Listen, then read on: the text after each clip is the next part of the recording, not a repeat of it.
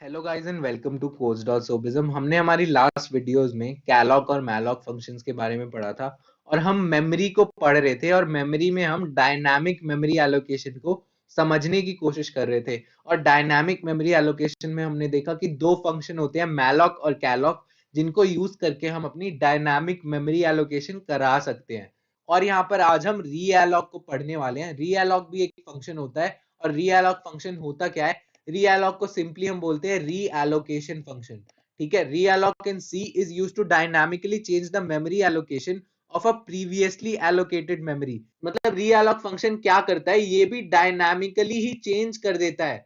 कोई भी memory allocation हमने पहले अगर करी हुई है, ये फंक्शन आप जब भी यूज कर सकते हो अगर आपने पहले मैलॉक या कैलॉक का यूज करके एक मेमोरी एलोकेशन करा दी है जो डायनामिक मेमोरी एलोकेशन है। तो आप उस मेमोरी को डायनामिकली चेंज भी कर सकते हो, मतलब बढ़ा या घटा भी सकते हो रीअलॉक का यूज करके। रीअलॉक फंक्शन को हम कैसे यूज करेंगे, पहले ये समझो कि in other words, if the memory previously allocated with the help of malloc और calloc is insufficient, realloc can be used to dynamically reallocate memory. मतलब अगर मान लो कम हो गई ना हमारी मेमोरी, तो आप बढ़ाने के लिए यूज कर सकते हो। अगर आपकी बहुत ज्यादा है ना, तो घटाने के लिए भी कर सकते हो। मैं आपको बताता हूँ एक एग्जाम्पल के थ्रू। मान लो अगर आपने 5 एलिमेंट्स को स्टोर कराना था इंटीजर टाइप के, तो आपने एक कैलॉग का यूज करके या मैलॉग का यूज करके मेमोरी एलोकेट करा दी। कैलॉग का यूज करोगे तो आप क्या करोगे, 5 और 4 डाल दोगे, तो आपकी 5 ब्लॉक्स बन जाएंगे और वो 4 बाइट्स के होंगे। यहाँ पर देखो 5 ब्लॉक्स बन जाएंगे, वो 4 बाइट्स के होंगे और ओवरऑल तो 20 बाइट्स ही होगा ना। वैसे ही आप मैलॉग का यूज करोगे तो ओवरऑल 20 करके आप एलोकेट करा दोगे।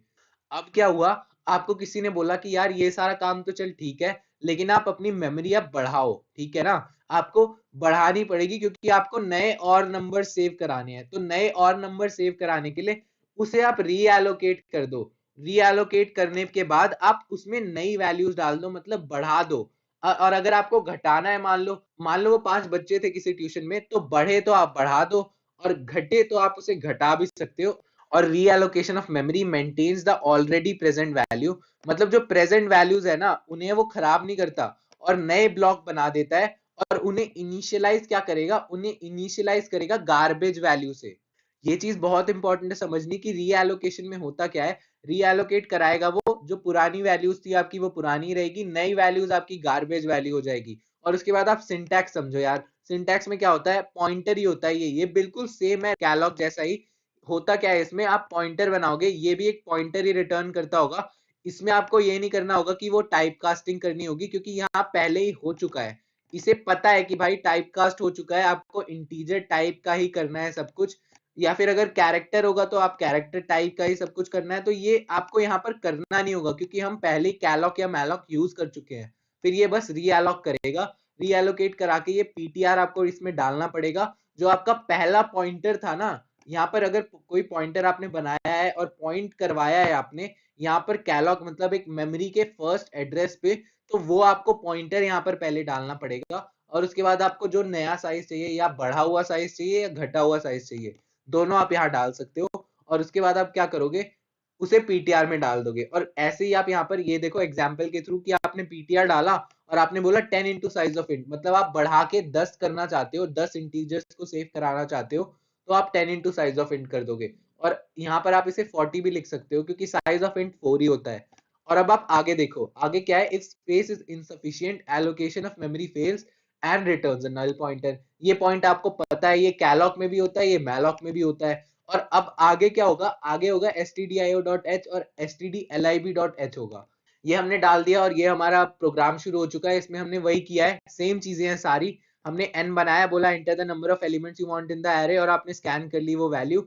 उसके बाद आपने कैलॉग का यूज किया है, आपने एक पॉइंटर बनाया, ठीक है, जो इंटीजर टाइप का है। आपको पता है इंटीजर वैल्यूज डालनी है हमें, तो आप इंटीजर टाइप का पॉइंटर बनाओगे और फिर आप कैलॉग को बुलाओगे और क्या बोलोगे कि n ब्लॉक्स बना भाई, जो 4 बाइट्स के होंगे। साइज ऑफ इंट 4 बाइट्स होता है, तो आपके n ब्लॉक्स बन जाएंगे और उन n ब्लॉक्स में ये वैल्यूज डल जाएंगी। स्टार ptr प्लस आई, ये ptr प्लस आई मतलब पॉइंटर अरिथमेटिक कर रहे हैं हम, और स्टार मतलब डी रेफरेंस कर रहे हैं और डी रेफरेंस करके उस पर कुछ वैल्यूज डालते जा रहे हैं।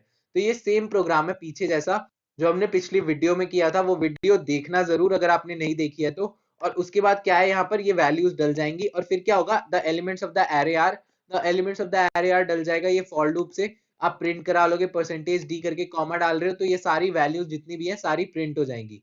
और इसमें भी आप डी रेफरेंस ऑपरेटर और पीटीआर प्लस आई मतलब पॉइंटर अरिथमेटिक का यूज कर रहे हो तो ये वैल्यूज भी प्रिंट हो जाएगी। अब आपको किसी ने ये बोल दिया कि भैया आपको नया साइज डालना है, नए साइज के लिए आप क्या करोगे, नए साइज में बोलोगे enter the new size of the array, और आपको नया वेरिएबल नहीं बनाना है, आप उसी वेरिएबल में डाल दो तो एन में नई वैल्यू डल जाएगी। आप स्कैन कराओगे तो एन में जो भी वैल्यू थी ना पहले उसमें नई वैल्यू आपकी डल जाएगी। तो नई वैल्यू डल गई एन में। अब नई वैल्यू आपको पता है कि एन में सेव्ड है तो आप क्या बोलोगे, पीटीआर में डालो, रीअलोक को कॉल करो और बोलो कि पीटीआर, ये आपका जो पहला जो पीटीआर था ना, हो सकता है यहाँ पर किसी ने नया पॉइंटर बना दिया हो और बोल दिया हो इंट स्टार पीटीआर2, पीटीआर2 किसी ने बना दिया तो आप यहाँ पर पीटीआर2 में अगर डालना चाहते हो तो ये चीज भी हो सकती है। लेकिन आपको पहले इसमें बस पीटीआर ही डालना होगा। इसे पता होना चाहिए कि कौन से पीटीआर में आपकी वैल्यू सेव थी, मतलब कौन सा पीटीआर कौन सा पॉइंटर था जो आपका बेस एड्रेस सेव कर रहा था कैलॉग का। तो ये नया रीएलोकेशन कराएगा तो इसे पीटीआर चाहिए। पीटीआर के बाद कॉमा डाल के आपको वो साइज भी लिखना होगा जो आपका नया साइज है। आपको यहाँ पर दिख रहा है कि ये आपको नया साइज डालना होता है तो आप नया साइज जो भी आपको डालना होगा वो डाल दोगे। तो लेकिन यहाँ पर क्या है, n into size of int चाहिए आपको, जो नया नंबर है उसका चाहिए आपको। तो यहाँ पे मैं पहले यहाँ पर ptr2 हटा देता हूँ और ये ptr ही रखना चाहते हो, मतलब आप पुराने ptr में ही नई वैल्यू सेव कराना चाहते हो तो आप रीअलोक कर दोगे। रीअलोक करके यहाँ पर हमने एक नया ब्लॉक ऑफ मेमोरी बना दी और उसके बाद उन्हीं पे हमने क्या किया, उतनी बार ये अगर नया n हम डालेंगे तो नया ये फॉर लूप होगा तो ये n टाइम्स चलेगा। अब ये फिर n टाइम्स चल के ये उन्हीं को डाल भी लेगा वैल्यूज को और उन्हें प्रिंट भी करा लेगा। और वही चीज हम इस प्रोग्राम में करते हैं। मैं इसे रन करके आपको एक बार दिखाता हूँ कि ये हो कैसे रहा है। इसमें होगा क्या, enter the number of elements you want in the array, तो आप क्या करोगे, आप पहले 5 कर दोगे। 5 करके आपने एंटर किया तो यहाँ पर आपके elements of the array are 1 2 3 4 5 आ गया। ये हमने अपने पिछले प्रोग्राम्स में देखा था। लेकिन अब आपको नया साइज चाहिए तो आप 5 की जगह 10 करोगे तो यहाँ पर 10 वैल्यूज एलोकेट हो जाएंगी, मतलब एक नया मेमोरी एलोकेशन हुआ होगा जिसमें हमारा 40 बाइट्स की मेमोरी सेव हुई होगी। n into size of int मतलब हमने 10 किया है तो 10 इंटू साइज ऑफ इंट मतलब 10 इंटू 4 मतलब 40 बाइट्स की मेमोरी बनी होगी। और पहले क्या था, पहले हमारा छोटा था मतलब 20 बाइट्स का था और उसमें छोटे छोटे ब्लॉक्स थे। आपको मैं यहाँ पर दिखाऊं, अगर आप ये नहीं करते मतलब आपने नया रीअलोक तो कर दिया लेकिन उसमें आपने नई वैल्यूज डाली नहीं है, बस आप सीधा प्रिंट कराने को बोल रहे हो, तो होगा क्या, आप इसे फिर से रन कराओगे तो ये फिर से मांगेगा। आप 5 कर दो तो 5 वैल्यूज प्रिंट हो गई।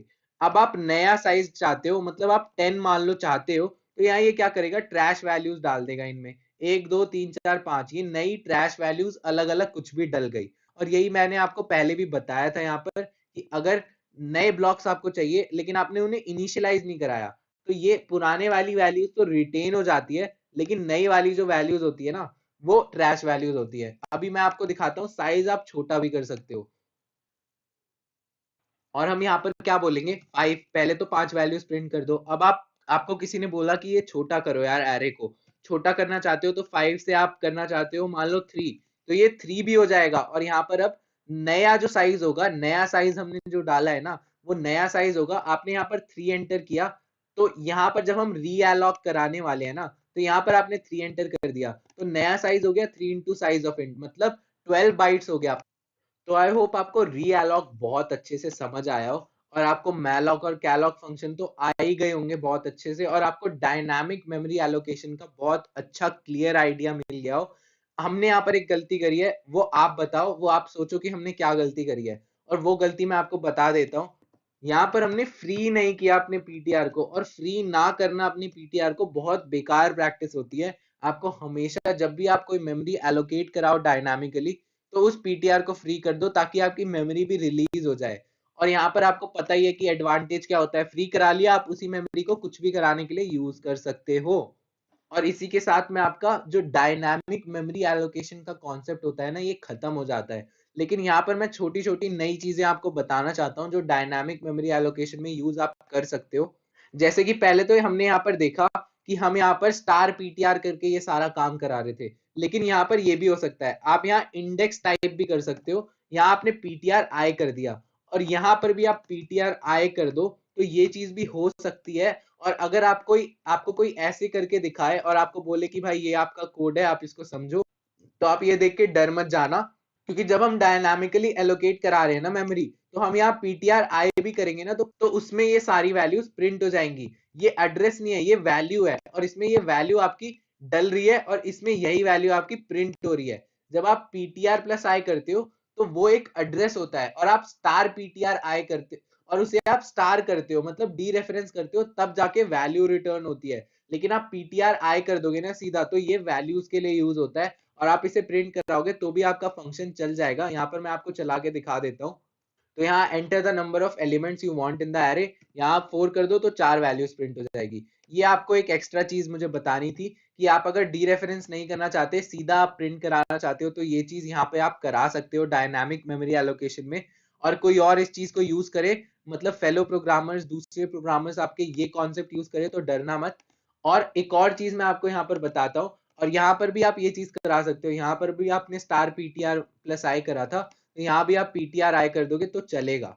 मान लो इसमें मैं बस पीटीआर आई करता हूँ और उसमें मैं स्टार पीटीआर प्लस आई करके प्रिंट कराता हूँ वैल्यूज, तो देखो तब भी ये सारी चीजें चल जाने वाली हैं, क्योंकि पीटीआर प्लस आई, पीटीआर आई का मतलब ही यही होता है कि भाई जो वैल्यू है ना पीटीआर के ith एड्रेस पे, मतलब 0th एड्रेस पे, उसे आप आई प्लस वन कर दो। यहाँ पर मैं करता हूँ 4 कर लेता हूँ, तो यहाँ 4 वैल्यूज प्रिंट हो गई। और ये कॉन्सेप्ट आपको समझाना इंपॉर्टेंट था, तो मैंने समझा दिया।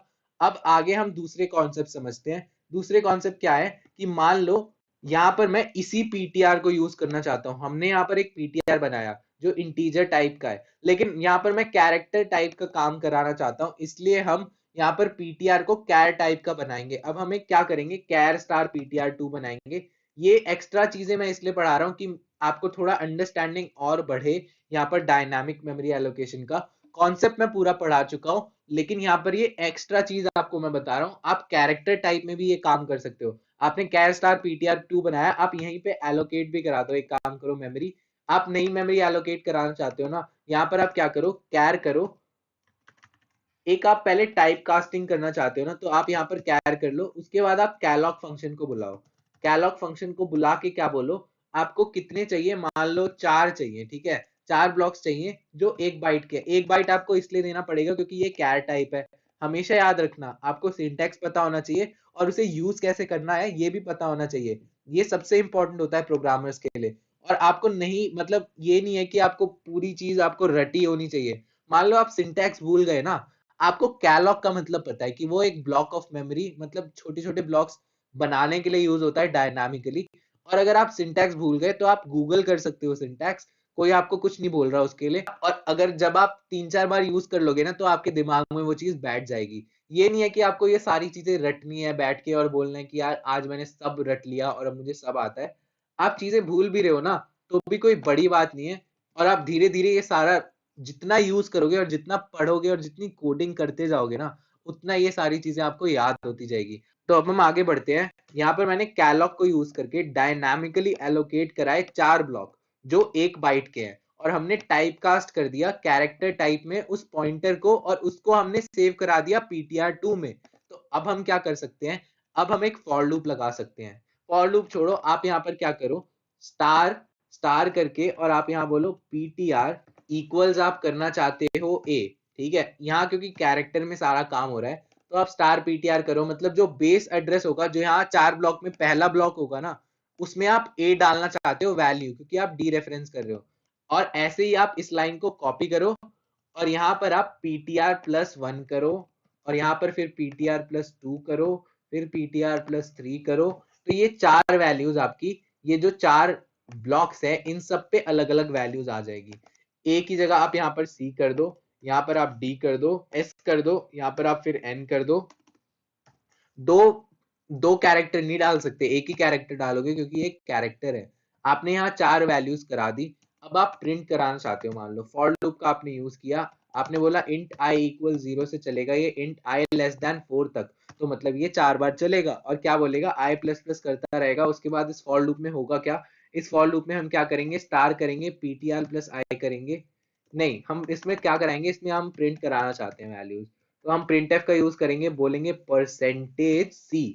सी आप याद रखना, सी करके, और आप इसे आगे बढ़ा दोगे और आप बोलोगे, एक आप स्पेस दे दो ताकि आपको डिस्टिंक्शन समझ आए। उसके बाद आप क्या करोगे, इसमें आप डालोगे स्टार ptr2 और फिर आप बोलोगे प्लस आए, और अब हमारी वैल्यूज प्रिंट होने के लिए रेडी है। मैंने यहाँ एक बहुत बड़ी गलती करी, यहाँ मैंने ptr2 नहीं लिखा। इस चीज को आप ध्यान रखना कि आपको ptr2 ही लिखना है, ptr मत लिख देना, क्योंकि हम जो पॉइंटर बना रहे हैं उसी पॉइंटर में सारे काम कराना चाहते हैं। यहाँ आपने सब कुछ कर दिया, यहाँ कॉमा नहीं लगाया तो ये एक मिस्टेक हो गई, और अब हम इसे प्रिंट कराएंगे। और ऐसी ही आप गलतियां हो सकता है आप करो, ये सारी गलतियां मैं इसलिए कर रहा हूं ताकि आपको समझ आए कि हम गलतियां कर सकते हैं। कोई भी प्रोग्रामर होता है वो गलतियां करता है, लेकिन उनको उन गलतियों को सुधारना भी होता है। हमें देखना होता है, मुझे देखते ही पता लग गया कि हाँ यहाँ मैंने कॉमा नहीं लगाया, मुझे देखते ही पता लग गया कि यहाँ ptr2 होना चाहिए भाई, नहीं तो गलत हो जाएगा। अब हमारा सारा काम ठीक है, अब हम इसे रन करा सकते हैं। तो देखो अब क्या होगा, यहाँ पर ये हमसे मांग रहा है नंबर ऑफ एलिमेंट्स, ये तो हम 5 कर देते हैं, तो हमारा ये 5 प्रिंट हो गया।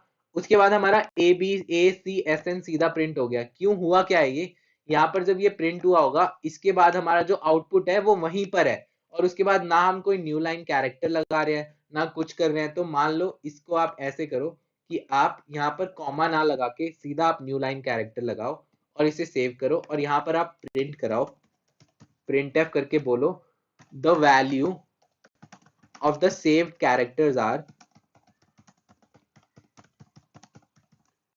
और आप उन्हें प्रिंट करा लो।